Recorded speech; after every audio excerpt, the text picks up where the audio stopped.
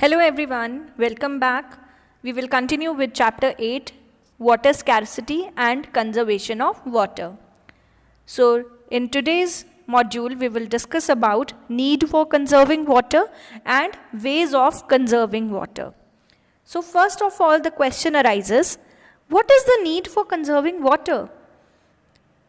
Can we live without water? The answer is no, we cannot live without water. Water is very precious, ये अनमोल है. अगर हम इसी तरह से अपने वाटर रिसोर्सेज को लापरवाही से ख़त्म करते जाएंगे तो एक टाइम ऐसा आएगा when we will not get water for ourselves. हमें जितने पानी की ज़रूरत होगी वो हमें नहीं मिल पाएगा. जो हमारी क्रॉप्स हैं वो सूखी रहने की वजह से दे विल डाई, क्योंकि उनकी सिंचाई नहीं हो पाएगी, उनकी इरिगेशन नहीं हो पाएगी, so the crops can die. इसलिए we have to make efforts, हमें प्रॉपर एफर्ट्स करने हैं so that we can save water and it can be available for our future generations. अब हम पानी को कैसे बचा सकते हैं?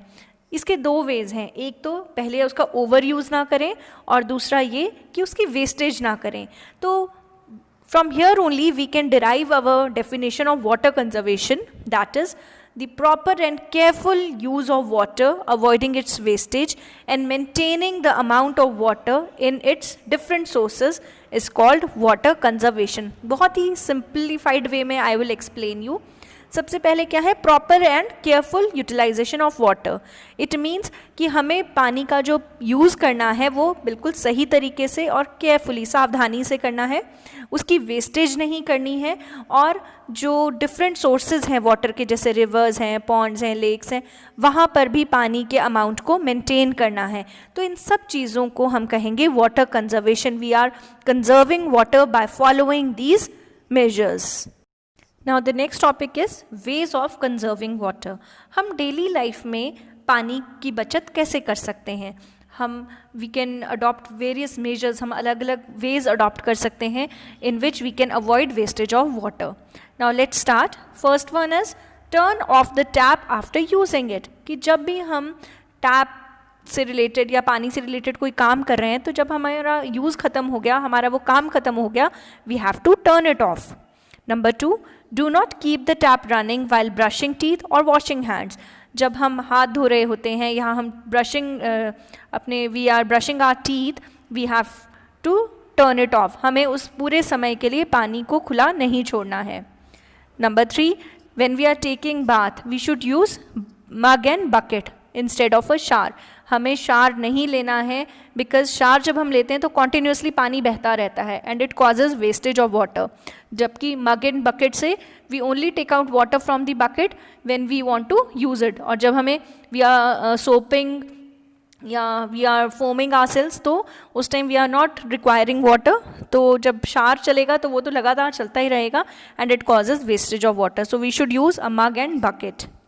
Number 4, water the plants with a bucket and mug instead of a pipe.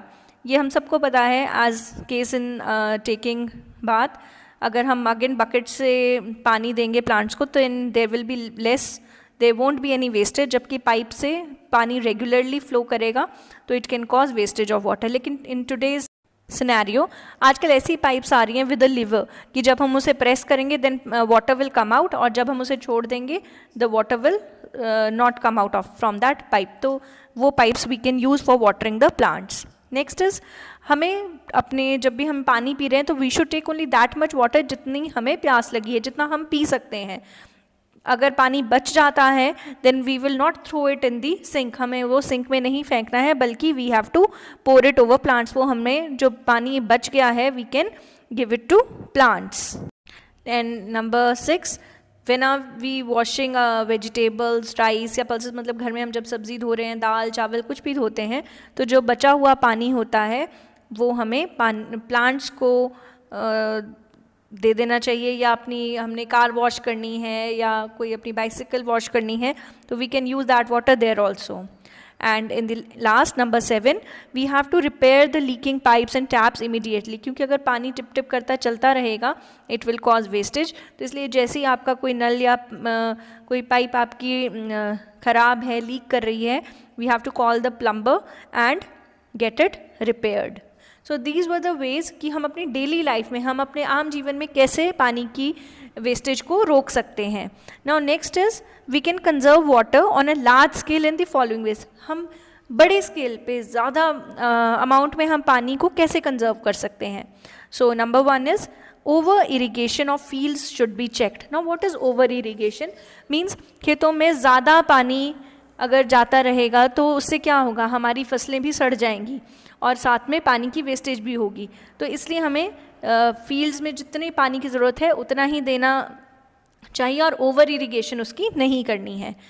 और अगर इरीगेशन करनी है तो we can use water sprinkler. Now what is water sprinkler? As you can see here in the picture, ये water sprinkler जो होते हैं they help in reducing the wastage of water.